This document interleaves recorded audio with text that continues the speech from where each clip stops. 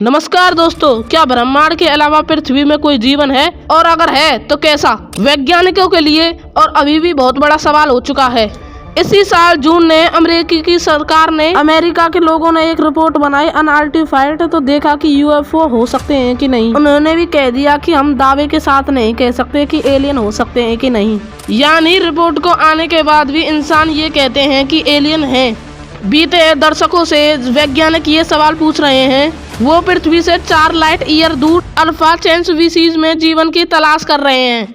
क्या वो एलियनों को खोज पाएंगे? क्या पृथ्वी से कहीं और दूर भी जीवन है? अगर एलियन सच में जिंदा है तो एलियनों के मन में भी एक विचार जरूर आता होगा कि इस ब्रह्मांड में हम भी अकेले हैं। हमारे यूनिवर्स में 2 इंटेलिजेंट स्पीशीज के कॉम्बिनेशन कैसे बनाया जाए? इसी सोच को शुरू करते हुए नासा ने कई प्रोजेक्ट पर ध्यान दिया ताकि हम किसी तरह एलियनों को संदेश भेज सकें। ये साल 1917 की बात है। नासा ने अपने वॉयेजर 1 को लॉन्च किया। हमारा सौर मंडल यानी कि सोलर सिस्टम की खोज में भारी प्लेनेट की आसपास से लेकर सूर्य के प्रभाव यानी कि भारी सीमाओं तक और शायद इससे भी आगे तक बढ़ाना। अगर सिंपल भाषा में कहा जाए तो ये इंटरसेल मिशन था। जो सोलर सिस्टम के बीच में जो जगह है इसे इंटरसेल मिशन कहा जाता है। इसके दिन नासा ने बस 5% लाइफ लॉन्च किए। इनके नाम है Pioneer 10, Pioneer 11, Voyager 1, Voyager 2, new alignment. इनमें से 2 ही बस इंटरसेप्ट तक पहुंच पाए हैं और इन्हें सोलर सिस्टम को छोड़कर जाने में बहुत समय लगता है। और ये 2 जो छोड़कर गए हैं ये बड़े खास हैं, वॉयेजर 1, वॉयेजर 2।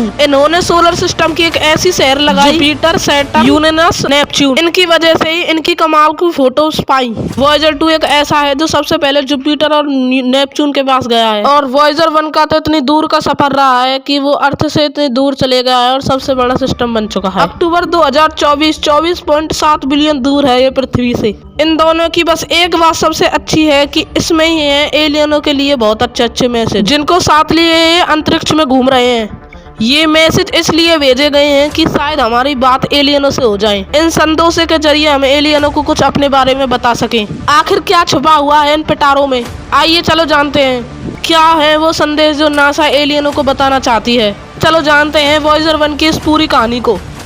ये बात साल 1965 की बात है। नासा के एक इंजीनियर ने नोटिस किया कि हमारे सोलर सिस्टम के आखिरी 4 प्लैनेट एक बड़ी ही अरेंजमेंट में आ जाएंगे कि 1917 के समय में एक ऐसी अरेंजमेंट जो 175 साल में आती है। इस अरेंजमेंट का मतलब था कि एक नासा का एक स्पेसशिप लॉन्च किया जा सकता था इन 4 प्लैनेट का ग्रेविटेशन फोर्स का फायदा उठाकर, क्योंकि बहुत कम फ्यूल और समय उठाकर। इस प्रिंसिपल को ग्रेविटी प्रिंसिपल कहा जाता है। किसी प्लेनेट या स्पेस में मौजूद अपनी स्पीड और ट्रैजेक्टरी बदलने के लिए। इसी के आधार पर वॉयेजर 1 और वॉयेजर 2 के प्लेनेट्स बनाए नासा ने।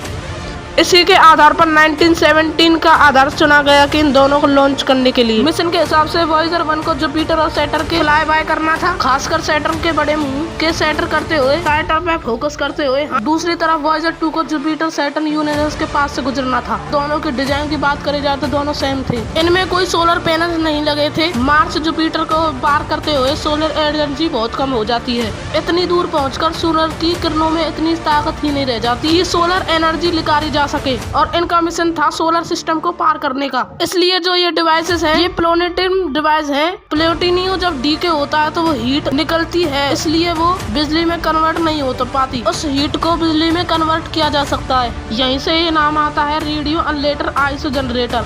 इसके अलावा दोनों स्पेसों में 10 थार्मोमीटर लगाए गए थे। इसमें था एक 2 कैमरा फोटो खींचने वाला, एक स्पेक्ट्रोमीटर, एक हाई एट एंटीना करंट को मापने के लिए, एक था साउंड जिसे एलियन सुन सके, जिसे तुम्हें मैं बताता हूँ कौन कौन से, एक बार सुन लो।